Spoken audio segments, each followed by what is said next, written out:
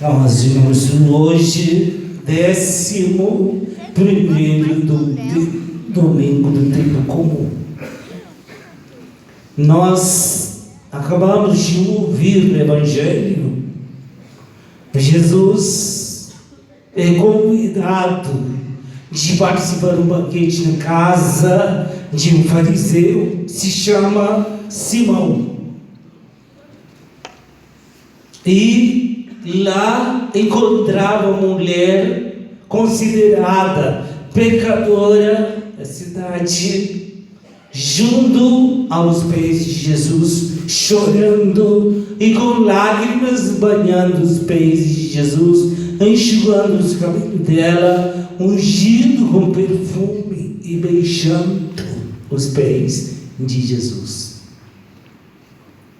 E o fariseu ficou espantado de ver e questionando se ele, Jesus, fosse um verdadeiro profeta, saberia quem está tocando nos pés dele. Quer dizer, acusando a mulher como uma pecadora. E ele sabia, mas Jesus sabia bem. Ele é Deus. Mas ele, fariseu, com espírito de crítica, a atitude dela, ele reage. E Jesus, ele chama a atenção, ele ensina isso para nós também, tá? Simão, tenho uma coisa para te dizer. Ele diz com aquela grandeza, orgulho. Fale, mestre, né? Porque ele é orgulhoso. E Jesus fala que ele conta para ele julgar como seria a atitude dele. Certo credor tinha 2 servidores. Um lhe devia 500 moedas de prata, o outro apenas 50. Como não tivesse com que pagar, o homem perdoou os 2. Qual deles o amará mais? Simão respondeu: acho que é aquele ao qual perdoou mais. Jesus lhe disse: tu julgaste corretamente. Então Jesus voltou-se para a mulher e disse a Simão: estás vendo esta mulher? Quando entrei na tua casa, aí ele chama a atenção dele. Tu não me ofereceste água para lavar os pés. Ela, porém, banhou meus pés com lágrimas, enxugou-os com os cabelos. Tu não me deste o beijo de saudação. Ela, porém, desde que entrei, não parou de beijar meus pés. Tu não derramaste o óleo na minha cabeça. Ela, porém, ungiu meus pés com perfume. Por que Jesus chama a atenção? Porque esse homem, ele, com olhos, com crítica dela, a mulher, ele mesmo não cumpriu as obrigações dele. Ele foi negligenciado, ele foi negligente à tarefa dele. Porque lavar os pés na Palestina é devido, porque não andava com sapato, talvez com chinela, ou sem. Então, quando chegava, para não entrar poeira, então lavava com água. E além disso, refrescar os pés. Então, era um costume. Qualquer casa que entrava. E depois, o homem não fez. Jesus foi convidado para ir na casa dele, tomar uma refeição. Mas ele não fez. Ele não lavou os pés de Jesus. Ela fez. E ele não beijou, porque era costume de beijar a mão ou no rosto. Saudando, mostrando amizade e saudando, desejando bem-vindo para minha casa, para a pessoa que a pessoa se sentir bem. Depois ungir com óleo. Por quê? Porque um lugar que tem no deserto, sabe? Tem aquela temperatura bem elevada e vem aquelas ondas de ar com apenas mais ou menos 50 graus. Então, isso pode queimar o rosto. Hoje muitas pessoas usam protetor solar, naquela época não tinha. Então, usava óleo para passar, para proteger a pele. Então, ele negligenciou a parte dele, ele não fez nada para Jesus. Mas ele criticava a mulher, como ela vem aqui na minha casa, ungir, chorar, beijar os pés. E Jesus não sabia, se ele fosse um profeta, um verdadeiro profeta, saberia quem era essa mulher, uma pecadora. Mas Jesus sabia. Jesus elogia a mulher e perdoa. Vê como Deus é bom. Está vendo essa mulher? Quando eu entrei na tua casa, tu não me ofereceste água para lavar os pés. Ela, porém, banhou meus pés com as lágrimas e enxugou os cabelos. Tu não me deixes beijo de saudação. Ela, porém, desde que eu entrei, não parou de beijar meus pés. Tu não derramaste óleo na minha cabeça. Ela, porém, ungiu meus pés com perfume. Por esta razão, eu te declaro, os muitos pecados que ela cometeu estão perdoados, porque ela mostrou muito amor.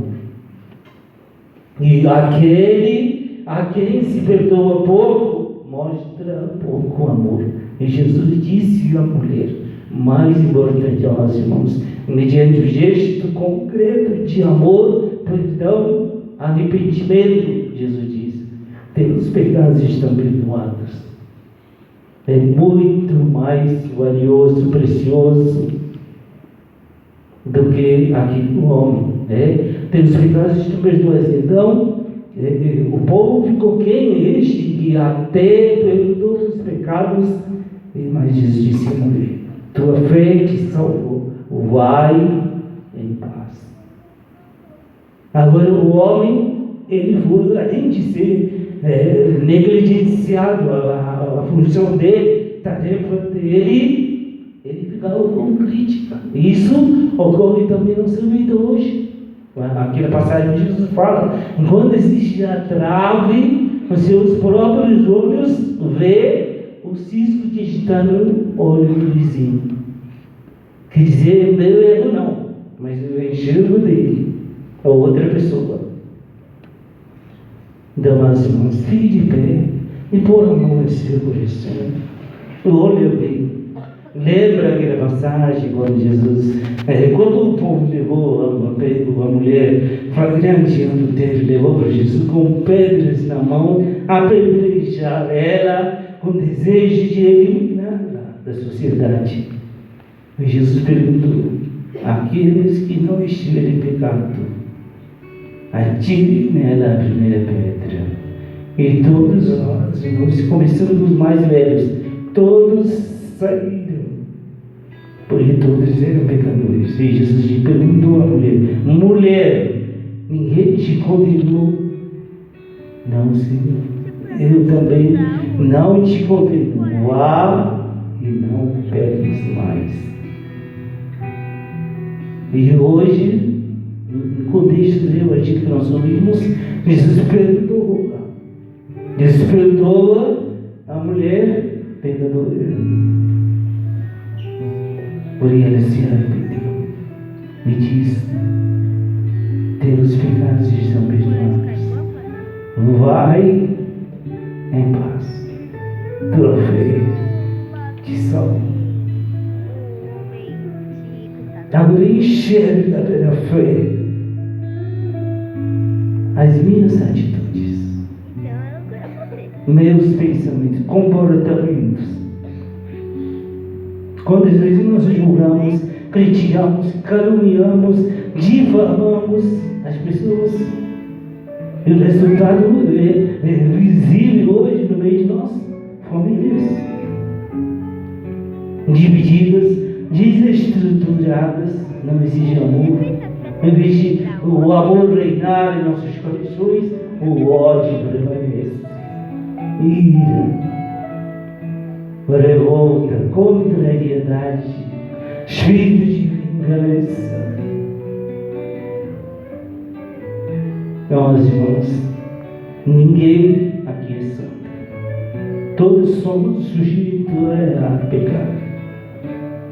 Importante que como essa mulher pecadora era feliz a arrepender em cada tempo para receber a graça de Deus em nossa vida.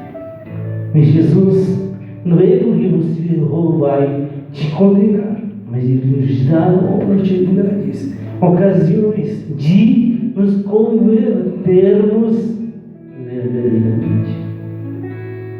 E Jesus, quando foi crucificado, no meio de dois criminosos, um zombou, outro reconheceu a dignidade de Jesus. Ele glorificou: Senhor, lembra de mim quando entrares no paraíso. Ele não apontou para ele, dizendo que você é ladrão, bandido, malfeitor. Na hora ele diz: hoje mesmo estarei comigo no paraíso. A bondade dele, misericórdia dele, compaixão dele e o desejo, a árvore de Deus, salvar cada um de todos. A gente pedir perdão e misericórdia de Deus. Pratique também na sua vida familiar. Seja com esposa, pais, filhos, irmãos e irmãs. Para que haja a integridade familiar, o respeito mútuo, o amor, permanecendo nada de divisão, discórdia e amizade. Ore pela sua família. E vê todas as graças que Deus derrama, quando e como Deus nos ama, quer o bem de nós. Coloque seus familiares neste momento no coração de Deus, considerando a sua vida. Além de um olhar misericordioso dele, derrama também todas as graças, para que possamos ser um homem, uma família santa, homem de fé, mulher de fé, sem falsidade, vivendo em